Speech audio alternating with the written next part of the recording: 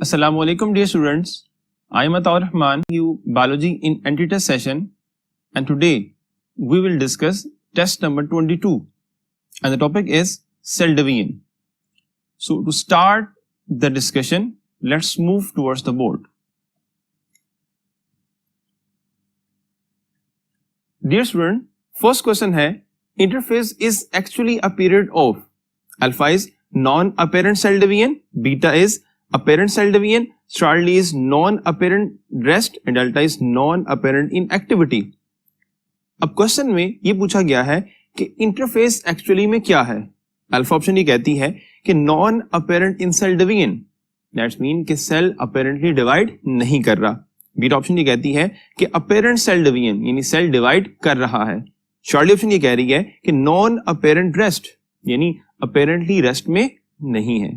अब चार्ली और delta option को देखें तो वो सिमिलर हैं और वी नो दैट कि इंटरफेस को हम मिसलीडिंगली रेस्टिंग कहते हैं. ऐसा नहीं है कि उसमें कोई एक्टिविटी नहीं हो रही होती, बहुत ज्यादा मेटाबॉलिक एक्टिविटी हो रही होती है. तो इसलिए चार्ली और डेल्टा ऑप्शन करेक्ट नहीं है क्योंकि वो ये बता रहे हैं कि वो रेस्टिंग फेज है, वो रेस्टिंग फेज नहीं है. बीटा ऑप्शन है अपेरेंट सेल डिवीजन, तो वो डिवाइड भी नहीं कर रहा, इसलिए बीटा ऑप्शन भी राइट नहीं है. Right one is the alpha is non apparent cell division, कि उसमें सेल डिवाइड नहीं कर रहा, डिवीजन के लिए प्रिपेयर कर रहा है.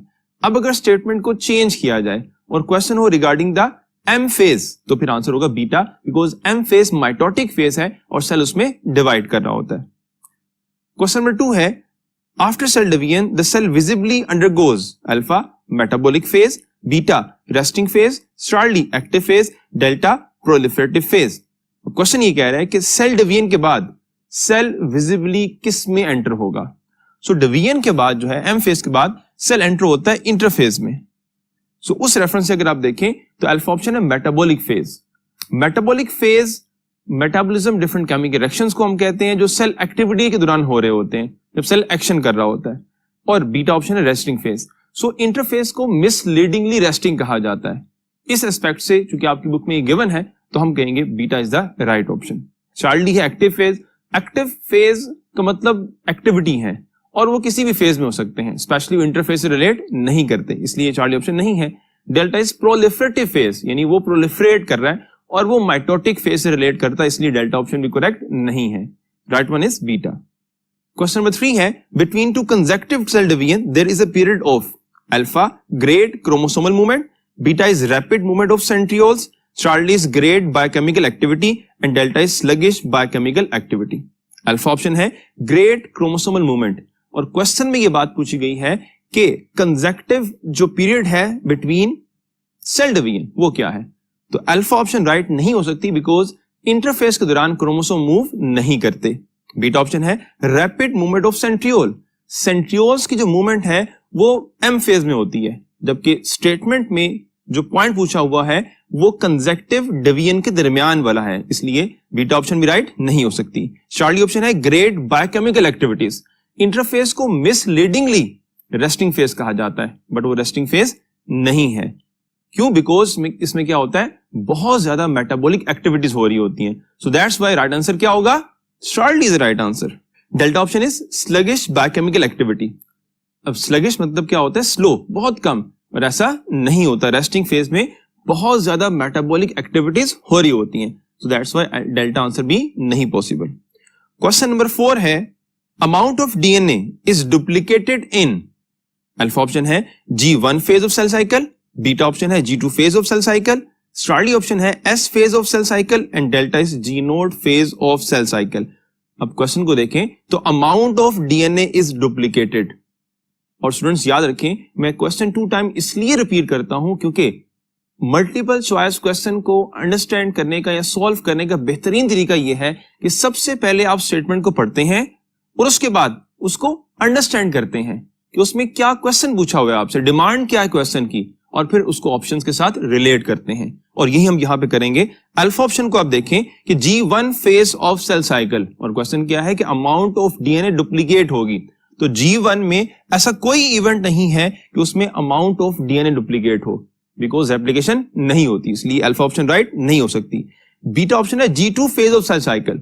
G2 फेज में भी ऐसा कोई इवेंट आपने नहीं पढ़ा जिससे ये रिलेट करता हो कि इसमें डुप्लीकेट क्रोमोसोम होते हैं। हाँ, इस फेज में जब सेल आएगा तो उसमें ऑलरेडी जो क्रोमोसोम है या डीएनए अमाउंट है वो डुप्लीकेट हो चुकी होगी, लेकिन इसमें डुप्लीकेट नहीं हो रही, इसलिए बीटा ऑप्शन भी राइट नहीं है। चार्ली ऑप्शन है S phase of cell cycle.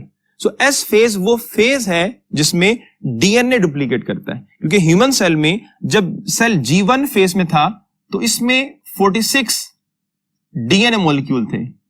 जब वो एस फेज में एंटर हुआ तो स्टार्ट में इसमें 46 ही थे, लेकिन जब ये फेज एंड हुई तो यहां पर अब इसमें कितने हैं, अब इसमें 92 डीएनए मॉलिक्यूल है। और जो एंट्रस है विद इन G2 इसमें 92 ही एंटर हुए थे और आगे वो ही मूव करेंगे। तो स्टूडेंट्स आप इससे कंफ्यूज होंगे, आप कहेंगे कि G2 भी इसका आंसर हो सकता है, लेकिन क्योंकि इसमें डुप्लीकेट नहीं हो रहा इसलिए ये आंसर नहीं होगा। और डेल्टा है G naught phase of cell cycle. G naught phase जो है ये फंक्शनल स्टेज है जिसमें डीएनए या क्रोमोसोम डुप्लीकेट नहीं होते, इसलिए ये ऑप्शन भी करेक्ट नहीं है। So right one is the charlie S phase. Question number 5 है post mitotic cell can exit the cell cycle during alpha G1, beta G2, charlie S and delta G naught. अब question ये है कि post mitotic यानी mitosis के बाद, next आगे क्या है, एग्जिट द सेल साइकिल यानी माइटोसिस के बाद जो फेज आएगी उस फेज में सेल एग्जिट करेगा, निकल जाएगा कहां से, सेल साइकिल से। तो वो कौन सी होगी, alpha G1, beta G2, charlie S and delta G naught. अब इस सेल साइकिल के स्केच को अगर आप देखें तो आपको क्लियर ये नजर आ रहा है कि पोस्ट माइटोटिक फेज में एंटर हुआ G1 में और G1 से लीव करेगा और कहां पे आ जाएगा, G नोड में। तो इस रेफरेंस से फिर आंसर क्या बनेगा, आंसर होगा अल्फा G1 फेज।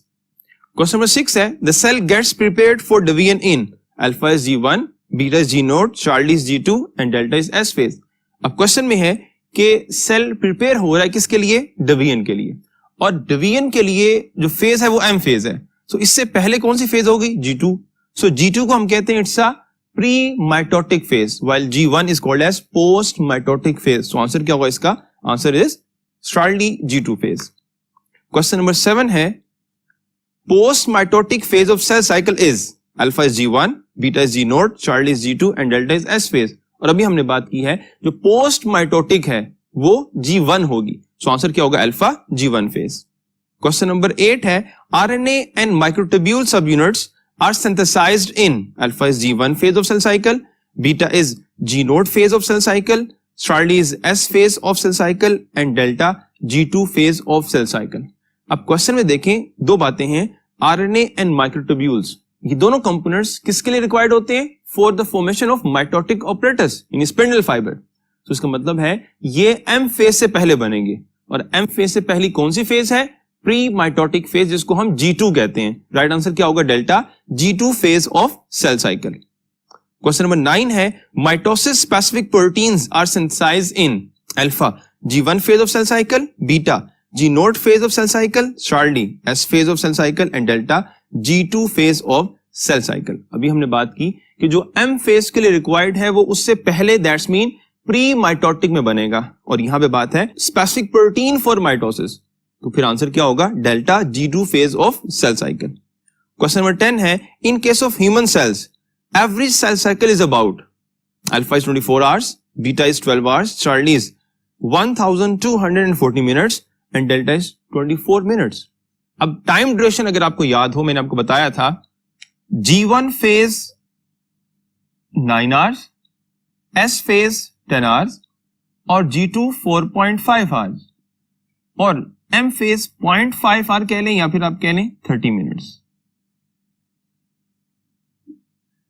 और अगर इसको एड अप करें तो कितना बनता है, 24 आवर्स, या आप कह सकते हैं 1 डे। तो इसका फिर आंसर क्या होगा, answer is alpha 24 hours. Question number 11 है in cell cycle of human cell G2 phase last for alpha is 9 hours, beta is 0.5 hour, charlie is 4.5 hours and delta is 30 minutes. अभी मैंने आपको बताया है कि G2 का टाइम 4.5 आवर्स होता है, so answer is the charlie 4.5 hours. Question number 12 है In cell cycle, chromosome number is reduced during blank phase of cell cycle, which is again double in base. Alpha G1S, beta G1 G node, Charlie G1 G2 and delta is M and S phase. Mitotic phase में चूंकि अभी मैंने आपको बताया कि यहां पे जो क्रोमोसोम नंबर है वो चूंकि डबल 92 हो चुका होता है, तो ये हाफ होगा M फेज में, बट अगेन जब सेल साइकिल में आएगा एस फेज में ये अगेन से, जो कि यहां 46, तो यहां पे क्या हो जाएगा, डबल हो जाएगा. सो क्वेश्चन के मुताबिक जो आंसर बनेगा कि पहले हाफ किस में हो रहा है और फिर डबल किस में हो रहा है, तो हाफ माइटोटिक में और डबल एस फेज में, तो आंसर होगा delta M phase and S phase.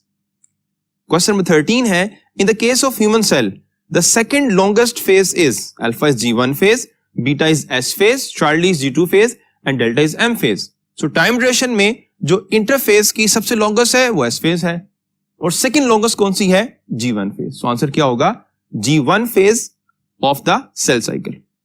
Question number 14 है, in case of human cell interphase takes alpha is 19.5 hours, beta is 20.5 hours, Charlie is 22.5 hours and delta is 23.5 hours. So time अगर add up करें 9 hours 10 19 plus 4.5 तो ये बनता है 23.5. तो answer क्या होगा, delta 23.5 hours. Question number 15. Chromosomes become more and more thick during alpha is interphase, beta is anaphase, Charlie is prophase and delta is metaphase. यानी क्रोमोसोम थिक से थिक, क्रोमोसोम का थिक होना बेनिफिशियल है, इंसान का thick होना beneficial नहीं है. बहरहाल प्रोफेज वो इवेंट है एम फेज की जिसमें क्या होता है, क्रोमोसोम पहले थिन होते हैं और ग्रेजुअली थिक होते हैं because it's a phase of chromatin condensation. So that's my answer क्या होगा, चार्ली प्रोफेज. क्वेश्चन नंबर 16 है, chromosome have a special area called alpha is primary constriction, beta is kinetochore, Charlie is centromere and delta is secondary constriction. अब इन option में अगर आप देखें तो different options में जो कंपोनेंट मेंशन है वो क्रोमोसोम के होते हैं. फॉर एग्जांपल क्रोमोसोम में जो रीजन है जहां पे उसकी आर्म्स अटैच होंगी या आप कह लें क्रोमेटिड अटैच होंगे, इसको सेंट्रोमियर कहते हैं.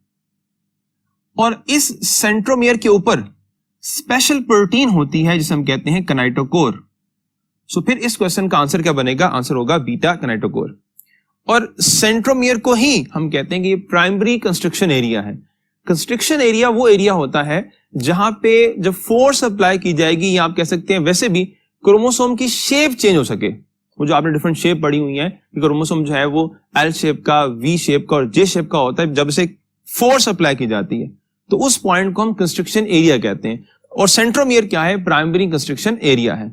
और डिफरेंट क्रोमोसोम में सेकेंडरी कंस्ट्रक्शन एरिया भी एग्जिस्ट करता है. फॉर एग्जांपल इसमें ये यू बना दूं तो ये एरिया फिर होगा सेकेंडरी कंस्ट्रक्शन एरिया, बिकॉज फिर इसके बाद यहां से क्रोमोसोम क्या हो सकता है, अपनी शेप को चेंज कर सकता है.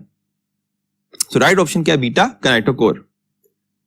क्वेश्चन नंबर 17 है, during cytokinesis of plant cells alpha phragmoplast is form, beta contractile ring is form, charlie is cell construct in centre and delta is cell membrane moves toward centre. अब statement में यह बात पूछी गई है कि plant cell में जब साइटोकाइनेसिस होगी तो किस तरह से होगी. ऑप्शन में पहली है अल्फा है फ्रेगमोप्लास्ट इज फॉर्म, तो प्लांट में जब साइटोकाइनेसिस होती है तो फ्रेगमोप्लास्ट बनता है, तो राइट ऑप्शन क्या होगी, अल्फा. बीटा ऑप्शन क्या है, कंट्रैक्टाइल रिंग, और ये रिंग एनिमल सेल में बनता है जब एनिमल सेल डिवाइड करता है, इसलिए बीटा ऑप्शन राइट नहीं हो सकती. चार्ली है सेल कंस्ट्रक्ट इन सेंटर, तो सेंटर से जो क्लीवेज फोरो है ये एनिमल सेल में होती है, प्लांट सेल में नहीं होती, इसलिए चार्ली ऑप्शन भी राइट नहीं है. डेल्टा है cell membrane moves toward centre, ये क्लीवेज फोरो ही है और ऐसा प्लांट सेल में नहीं होता, इसलिए डेल्टा ऑप्शन भी करेक्ट नहीं है. क्वेश्चन नंबर 18 है, cancer is caused mainly by, यानी मेन कॉज क्या है कैंसर का, अल्फा है mutation in somatic cells, beta है mutation in germ cells and the charlie is mitosis in somatic cells and delta 1 is the mitosis in the germ cells. अब delta option को देखें तो mitosis इन germ sales का मतलब है egg और sperm, gametes को कहते हैं, और गैमीट्स में जो म्यूटेशन है उससे कैंसर नहीं होता बिकॉज वो हैप्लॉइड सेल होते हैं और इस तरह की ऑब्जर्वेशन नहीं है. चार्ली ऑप्शन है mitosis in somatic cells, mitosis in somatic cell वो इवेंट है जिससे फर्दर कैंसर क्रिएट होगा। दैट्स मीन म्यूटेशन के रिजल्ट में माइटोसिस होगी, माइटोसिस के रिजल्ट में म्यूटेशन नहीं होगी, इसलिए चार्ली ऑप्शन भी राइट नहीं है। बीटा है म्यूटेशन इन जर्म सेल्स, तो जर्म सेल्स में म्यूटेशन जो है वो मैंने भी आपको बताया कि रेडिएशंस कॉज करवाएंगी, उससे वो डैमेज होंगे लेकिन वो अनकंट्रोल्ड डिवाइड नहीं करेंगे बिकॉज वो फर्दर डिवाइड नहीं करते। So right one is alpha, mutation in the somatic cell. Somatic cells में म्यूटेशन होगी, उसके रिजल्ट में वो जो कंट्रोल सिस्टम है सेल साइकिल का वो डैमेज होगा और फिर सेल अनकंट्रोल पैटर्न से डिवाइड करना शुरू कर देगा और सेल कन्वर्ट होगा ट्यूमर और कैंसर सेल में। So answer is alpha. Question number 19 है the size of nucleus increases and homologous chromosomes start getting close to each other. Alpha is lipprotein, beta is zygotine, Starley is pectine and delta is lipprotein. अब देखना यह है कि statement में जो event mention है वो इन ऑप्शन में से किसका है। सो लिप्टोटीन वो फेज है जिसमें क्या होता है, क्रोमेटिन कंडेंस होता है और जो homologous क्रोमोसोम्स हैं वो करीब आना शुरू होते हैं। सो राइट ऑप्शन क्या, अल्फा लिप्टोटीन। जाइगोटीन में सिनेप्सिस होती है। अब स्टेटमेंट में सिनेप्सिस की बात नहीं की गई, स्टार्ट ऑफ सिनेप्सिस की बात की गई है, यानी अभी वो क्लोज आना शुरू होंगे, अटैच नहीं होंगे। सिनेप्सिस अटैचमेंट है, बहुत स्पेसिफिक है, पॉइंट टू पॉइंट है, लोकस टू लोकस है। पैकेटीन में क्या होता है कि सिनेप्सिस कंप्लीट होती है, कियास्मेटा फॉर्मेशन एंड क्रॉसिंग ओवर, और स्टेटमेंट में ये बात नहीं की गई। डेल्टा है डिप्लोटीन, इसमें जो homologous क्रोमोसोम्स हैं वो अवे मूव करना शुरू करते हैं, इसलिए डेल्टा ऑप्शन भी राइट नहीं है। क्वेश्चन नंबर 20 है each bivalent of chromosome has, alpha is 4 chromatids, beta is 3 chromatids, charlie is 2 chromatids and delta is 1 chromatids. Bivalent का मतलब है 1 कंप्लीट पेयर, जिस तरह से ये क्रोमोसोम है सेम इसका जो homologous है वो 7 होगा। सो इसमें एज अ होल अगर आप देखें तो इसमें 1, 2, 3 एंड 4, तो इसमें 4 क्रोमेटिड्स हैं, तो आंसर क्या होगा, answer is alpha. Question number 21 है homologous chromosomes remain united by their point of interchange only during alpha is diakinesis, beta is diplotin, Starley is pectine and delta is zygotine. Alpha diakinesis, डायकिनेसिस में chromosome maximum away move कर जाते हैं और वो सिर्फ and से आपस में अटैच होंगे, इसलिए अल्फा ऑप्शन नहीं है। बीटा है डिप्लोटीन, डिप्लोटीन में वो अवे मूव करना शुरू करते हैं लेकिन स्टिल अटैच होते हैं at the point of their chiasmata formation. ये डिफरेंस है बिटवीन डिप्लोटीन एंड डायकिनेसिस कि डिप्लोटीन में start moving away but chiasmata formation की पॉइंट के ऊपर जो है वो अटैच होंगे और डायकिनेसिस में वो एंड्स पर क्या होंगे, अटैच होंगे। सो स्टेटमेंट में बात की गई है कियास्मेटा फॉर्मेशन के रेफरेंस से, यानी पॉइंट ऑफ इंटरचेंज से। सो दैट्स माय आंसर क्या होगा, बीटा डिप्लोटीन। पैकेटीन में ऐसा नहीं होता और जाइगोटीन में वो करीब आना शुरू होते हैं, अवे मूव नहीं करते। सो क्वेश्चन नंबर 22 है nuclei disappears in, alpha is leptotene, beta is zygotene, charlie is pachytene and delta is diakinesis. अब क्रोमेटिन की जो कंडेंसेशन है वो लिप्टोटीन में स्टार्ट हो जाती है लेकिन मैक्सिमम जो कंडेंसेशन है वो डायकिनेसिस में होती है और न्यूक्लियाई यानी न्यूक्लियोलस जो है वो बेसिकली क्रोमेटिन का ही एक स्पेसिफिक रीजन है। सो वो कंडेंस होके क्रोमोसोम में कन्वर्ट जब होगा वो डायकिनेसिस है और तभी वो डिसअपीयर होगा। सो राइट ऑप्शन क्या होगी, डेल्टा डायकिनेसिस। क्वेश्चन नंबर 23 है spindle fibres originate and the kinetochore fiber attached to the kinetochore of homologous chromosome from each pole in alpha is metaphase 1, beta is metaphase 2, Starley is anaphase 1 and delta is anaphase 2. अब statement में जो बात की गई है वो पहली क्या है, स्पिंडल फाइबर ओरिजिनेट, पहली बात। दूसरी क्या है, kinetochore fiber attach to kinetochore of homologous chromosome। इन दो बातों को देखना है कि ये दो बातें किस इवेंट में हो रही है, किस फेज में हो रही है। अल्फा है मेटाफेज 1, तो मेटाफेज 1 का ये इवेंट है कि उसमें स्पिंडल फाइबर ओरिजिनेट होते हैं और वो बाइंड करते हैं with the kinetochore region. So right option is alpha. Beta है मेटाफेज 2, मेटाफेज 2 में सिर्फ स्पिंडल फाइबर अटैच होंगे, वो ऑर्गेनाइज नहीं होंगे, ऑर्गेनाइज वो प्रोफेज 2 में होंगे, इसलिए प्रोफेज एंड मेटाफेज 2 है, इसलिए बीटा ऑप्शन राइट नहीं है। स्टार्ली है एनाफेज 1, एनाफेज 1 में जो किनेटोकोर फाइबर है वो कॉन्ट्रैक्ट होंगे और पोलर माइक्रोट्यूब्यूल्स इलोंगेट होंगे। अब स्टेटमेंट में ये बात नहीं है, इसलिए ये ऑप्शन भी नहीं ठीक होगी। डेल्टा है एनाफेज 2। एनाफेज 2 में भी यही इवेंट होता है कि polar microtubules elongate and kinetochore fibre contract. So delta option भी राइट नहीं है। क्वेश्चन नंबर 24 है the actual reduction phase of meiosis is alpha metaphase 1, beta metaphase 2, Charlie anaphase 1 and delta anaphase 2। And the question is कि actual reduction कब होती है, यानी actually कब रिड्यूस होंगे chromosome number. So alpha metaphase में ऐसा नहीं होगा, बिकॉज मेटाफेज में सेल में जो सेंटर में ऑर्गेनाइज है उसमें 23 बाइवेलेंट्स एंड 46 क्रोमोसोम्स होंगे 23 पेयर्स की फॉर्म में, इसलिए अल्फा ऑप्शन राइट नहीं होगी। बीटा है मेटाफेज 2। मेटाफेज 2 में भी 23 क्रोमोसोम लाइन अप होंगे, वहां भी रिडक्शन नहीं हो रही। चार्ली है एनाफेज 1। एनाफेज 1 में ऐसा होगा कि जब किनेटोकोर फाइबर कॉन्ट्रैक्ट करेंगे और पोलर माइक्रोट्यूब्यूल्स इलोंगेट करेंगे तो फिर क्या होगा, जो हेमैलगस क्रोमोसोम के मेंबर हैं वो सेपरेट हो जाएंगे, अलग हो जाएंगे, जिससे क्या होगा, जो रिडक्शन है वो हो जाएगी। सो आंसर क्या है, चार्ली एनाफेज 1। एनाफेज 2 में क्रोमोसोम्स हाफ नहीं होते, क्रोमेटिड डिस्ट्रीब्यूट होते हैं, यानी एक क्रोमोसोम के जो क्रोमेटिड है वो ऑपोजिट पोल की तरफ क्या करेंगे, मूव करेंगे, तो उसमें रिडक्शन नहीं हो रही। So that's why delta answer नहीं है। क्वेश्चन नंबर 25 है nuclear membrane reorganised around each set of chromosome at 2 poles in alpha is telophase 1, beta is anaphase 1, Charlie is metaphase 1 and delta is prophase 1। अब statement में ये पूछा गया है कि न्यूक्लियर मेम्ब्रेन रीऑर्गेनाइज कब होती है, अराउंड द क्रोमोसोम जो कि 2 पोल्स पर होते हैं। तो आंसर इसका क्या होगा, telophase 1, because telophase 1 is just opposite to the prophase 1। Anaphase 1 को अगर आप देखें बीटा में है, एनाफेज 1 में क्या होगा, अभी मैंने आपको बताया कि उसमें सेपरेशन ऑफ जो है मेंबर ऑफ क्रोमोसोम होगी, इसलिए बीटा ऑप्शन राइट नहीं है। चार्ली है मेटाफेज 1, उसमें क्या होगा, माइटोटिक apparatus ऑर्गेनाइज्ड और क्रोमोसोम लाइन अप होंगे, इसलिए चार्ली ऑप्शन भी राइट नहीं है। प्रोफेज 1 में क्रोमेटिन कंडेंस होगा लेकिन न्यूक्लियस ऑर्गेनाइज रहेगा, डिसअपीयर नहीं होगा, इसलिए डेल्टा ऑप्शन भी राइट नहीं है। क्वेश्चन नंबर 26 है 2 nuclei each with half number of chromosomes are formed in alpha is prophase 1, beta is metaphase 1, Charlie is anaphase 1 and delta is telophase 1। अभी हमने बात की है कि जो 2 न्यूक्लियाई अब बनते हैं वो टेलोफेज 1 में होते हैं, तो आंसर क्या होगा, डेल्टा टेलोफेज 1। अभी हमने बात की है कि जो 2 न्यूक्लियाई हैं वो टेलोफेज 1 में बनते हैं, और एक और इंपॉर्टेंट पॉइंट्स इसमें मेंशन है, और वो हाफ नंबर ऑफ क्रोमोसोम है, इसलिए जो आंसर होगा वो डेल्टा है टेलोफेज 1।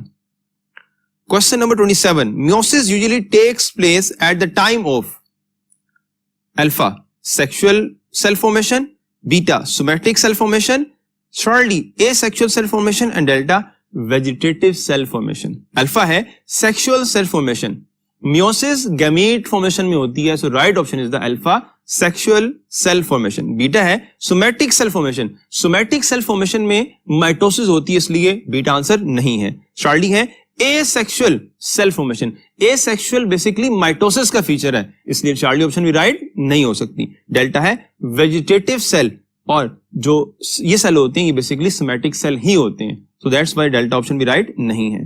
क्वेश्चन 28 है maximum tendency of tumour formation is found in alpha is the infancy, beta is young age, Charlie is old age, delta is juvenile age. Alpha infant newborn को कहते हैं और उसमें tumour के chances कम है because अभी development proceed कर रही है। बीटा है यंग एज, इसमें भी नहीं है बिकॉज तमाम जो बॉडी पार्ट्स हैं वो मैक्सिमम गुड वर्क कर रहे हैं, इसलिए बीटा ऑप्शन भी राइट नहीं है। Charlie old age, old age को हम डिफाइन करते हैं नेगेटिव फिजियोलॉजिकल एक्टिविटी, यानी बॉडी में डिफरेंट फंक्शंस नेगेटिव तरफ जा रहे हैं, तो इसमें चांसेस ज्यादा है, इसलिए आंसर है चार्ली। डेल्टा जुवेनाइल एज है और इसमें भी क्या होता है, तमाम बॉडी पार्ट्स मैक्सिमम और बेटर वर्क कर रहे हैं, इसलिए इसमें चांसेस क्या है, कम है। Question number 29, the importance of controlling cell division is shown by alpha is renal enlargement, beta is cardiomegaly, charlie is cancer and delta is the oedema.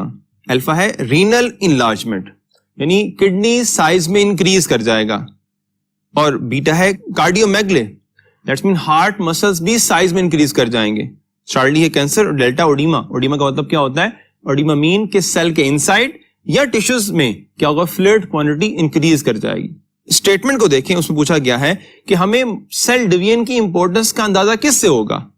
अब अगर हार्ट के मसल्स लेंथ में इंक्रीज करते हैं या किडनी इनलार्ज होता है तो उसकी मल्टीपल रीजन हो सकती हैं, लेकिन उससे हमें माइटोसिस के बारे में कंसर्न या उसकी इंपॉर्टेंस हमें क्लियर नहीं होगी। माइटोसिस की इंपॉर्टेंस क्लियर होगी कैंसर से, कि अगर माइटोसिस कंट्रोल रहे तो बॉडी को कितना फायदा है, और अगर अनकंट्रोल हो जाए तो कितना हार्मफुल है।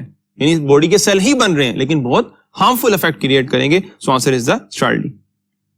क्वेश्चन नंबर 30 है, in prophase 1 diplotene is preceded by alpha is leptotene, beta is diakinesis, charlie is pachytene and delta is zygotene. अब क्वेश्चन में ये पूछा गया है कि प्रोफेज 1 में डिप्लोटीन किससे प्रेसीडेड है, यानी डिप्लोटीन से पहले कौन सी फेज थी। ऑप्शन है लिप्टोटीन, तो डिप्लोटीन से पहले लिप्टोटीन नहीं होती, इसलिए अल्फा ऑप्शन राइट नहीं है। बीटा है डायकिनेसिस, डायकिनेसिस डिप्लोटीन के बाद होती है, पहले नहीं होती, इसलिए बीटा ऑप्शन भी राइट नहीं है। चार्ल्ड डी है पैकेटीन, पैकेटीन के बाद आ रही है diplotene, so that's my answer क्या होगा, चार्ल्ड डी पैकेटीन। और डेल्टा है जाइगोटीन, जाइगोटीन भी जो है उससे प्रेसीडेड नहीं है, बिकॉज जाइगोटीन पैकेटीन से पहले आती है, इसलिए राइट ऑप्शन है चार्ल्ड डी। क्वेश्चन नंबर 31 है, at any given time most of the cell in the animal's body are in alpha is S phase, beta is G1 phase, Child is G node phase and delta is G2 phase। तो इस cell cycle में cell तभी आएगा जब body उसे order करेगी, otherwise cell किस में एग्जिस्ट करेगा, सेल एग्जिस्ट करेगा जी नोड फेज में।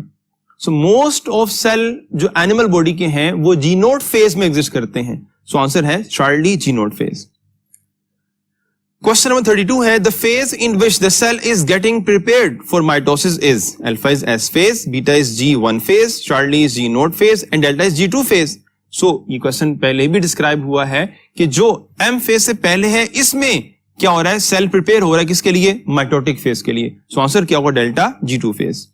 क्वेश्चन नंबर 33 है, of all stages of mitosis the shortest and the most beautiful to watch is alpha is prophase, beta is metaphase, charlie is anaphase and delta is telophase.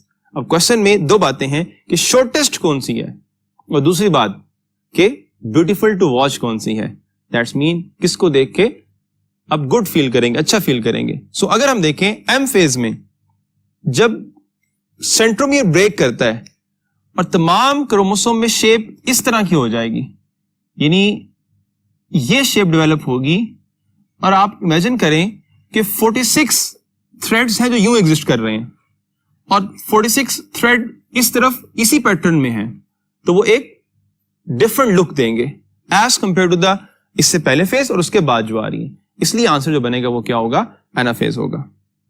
Question number 34 है, the spindle forming microtubules are composed of alpha protein, beta RNA, Charlie protein and RNA and delta protein and DNA. Spindle fibres की जो formation है वो protein और RNA से होती है। So answer होगा Charlie protein and RNA. Question number 35 है, kinetochore fibres, asters, polar fibres and centrioles give rise to alpha contractile ring, beta is metaphase plate, Charlie is separation plate and delta is mitotic apparatus.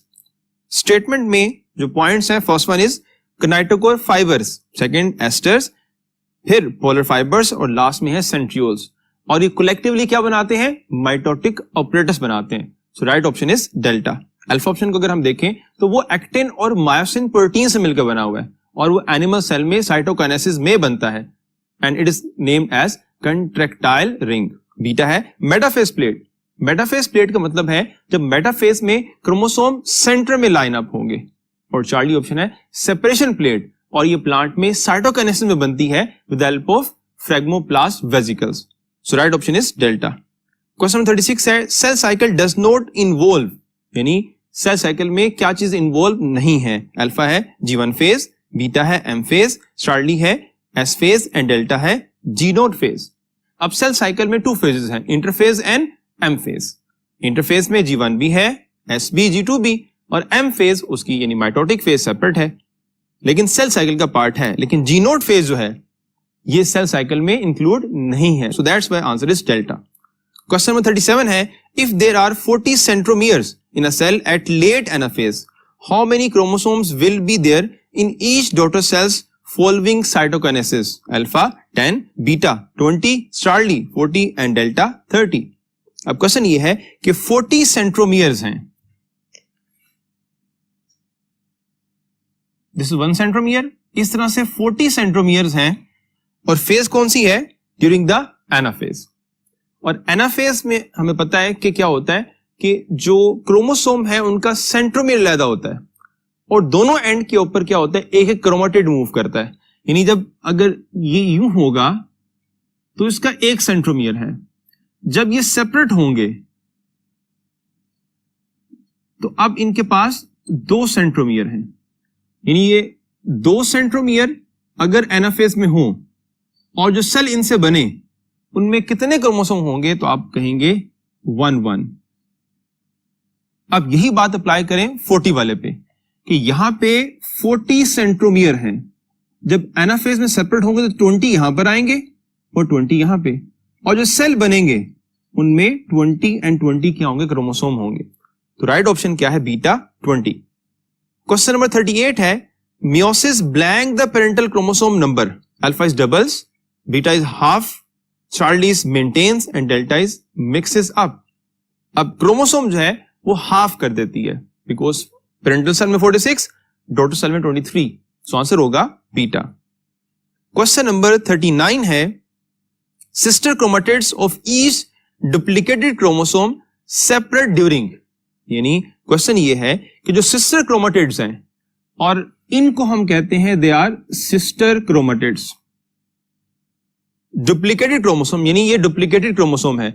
This is called as single structure and non duplicated chromosome. यानी S phase से पहले this one is called as it's a duplicated chromosome.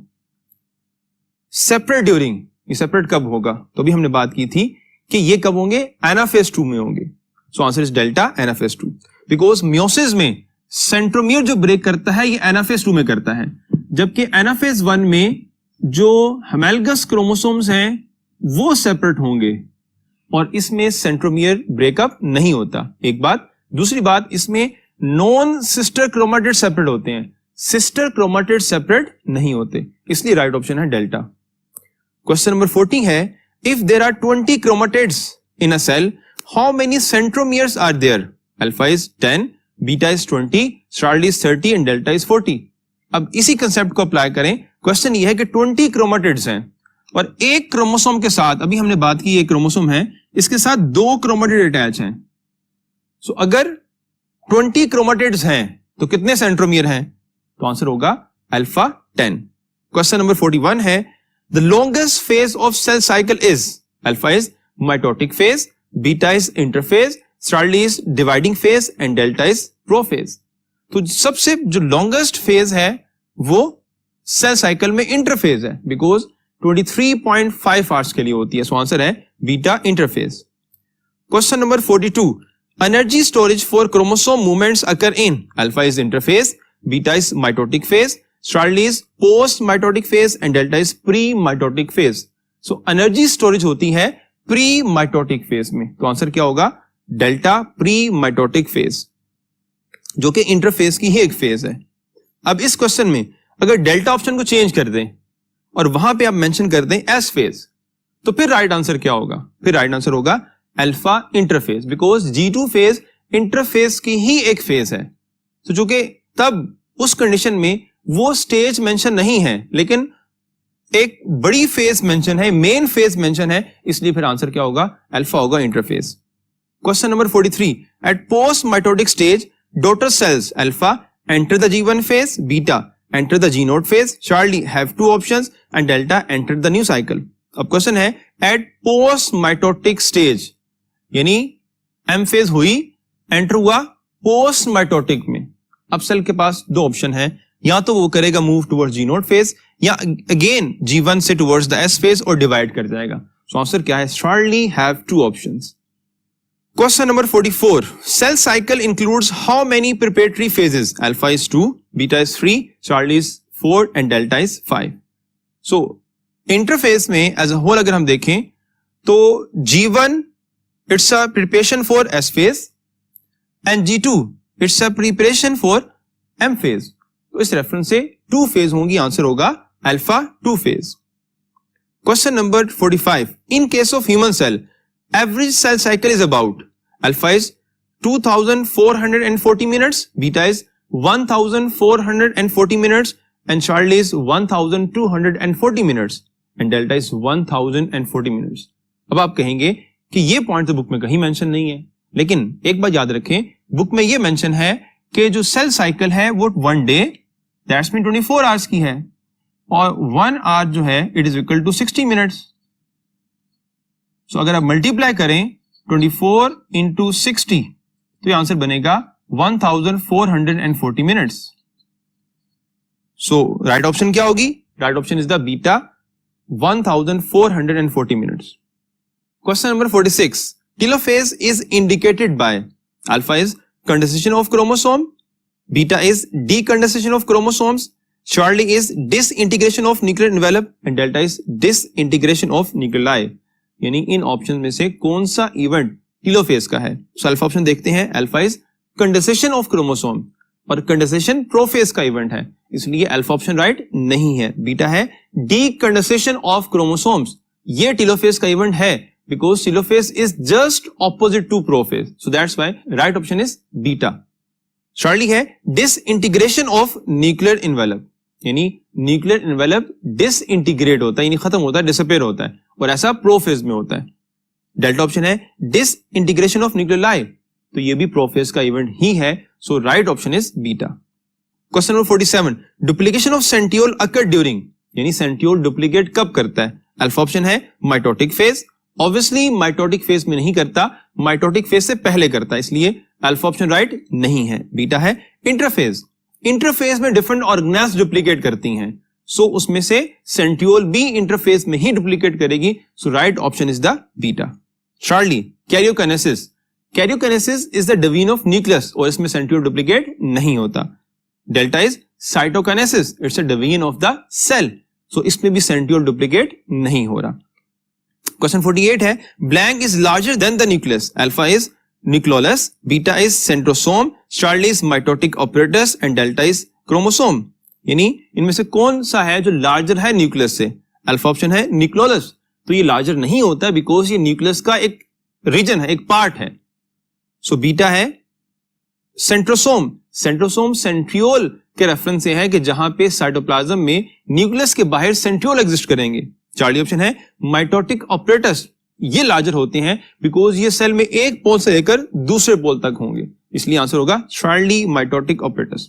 Chromosome, एक chromosome जो है वो larger नहीं होगा, इसलिए जो है वो बीटा डेल्टा ऑप्शन करेक्ट नहीं है।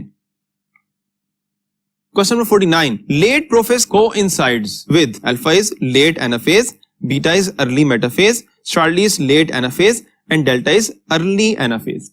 कोइंसाइड्स का मतलब को एग्जिस्ट करना है और मैंने ये आपको डिस्क्राइब किया था कि याद रखें कि जब एक इवेंट हो रहा होता है तो अर्ली प्रोफेज में प्रोफेज के इवेंट्स स्टार्ट होंगे और लेट प्रोफेज का मतलब है कि प्रोफेज के इवेंट्स खत्म हो गए, now it's a start of the metaphase और उसको हम अर्ली मेटाफेज कहेंगे। तो वो दोनों साइड बाय साइड एग्जिस्ट कर रही हैं, सो आंसर इसमें होगा अर्ली मेटाफेज बिकॉज क्वेश्चन में लेट प्रोफेज की बात की गई है, so right one is beta. Question number 50 है, secondary areas of growth are established in alpha is invasion, beta is benign tumor, Charlie is malignancy and delta is the metastasis। Alpha option invasion है, इसमें क्या होता है एक ही for example अगर liver के एक पार्ट में एक बॉर्डर में एक एरिया में फॉर एग्जांपल हम देखते हैं कि ये लिवर है और यहां पे अगर डेवलप हुआ है ट्यूमर या कैंसर तो इन्वेड करेगा इसी ऑर्गन में और यहां पे प्रोलिफरेट करेगा, इसे हम कहते हैं ये लोकली डिलोकलाइज्ड हुआ है, इसलिए इन्वेजन यानी अल्फा ऑप्शन राइट नहीं है। बीटा है benign tumour, benign tumour delocalise होता ही नहीं है, इसलिए बीटा ऑप्शन भी राइट नहीं हो सकती। चार्ली ऑप्शन है मेलिग्नेंसी, यानी मेटास्टेसिस की एबिलिटी या फिनोमेना जो है वो रिलेट करता है मेलिग्नेंसी से, यानी उसमें ट्रांसफर हो सकना, लेकिन जो प्रोसेस है वो मेटास्टेसिस है, सो दैट्स माय आंसर है delta metastasis. So with this question आज की हमारी डिस्कशन जो है वो एंड होती है। होप सो आपको तमाम पॉइंट्स क्लियर होंगे और आप इनको मेमोराइज रखेंगे और आपका टेस्ट क्या होगा बहुत बेटर होगा। अल्लाह हाफिज।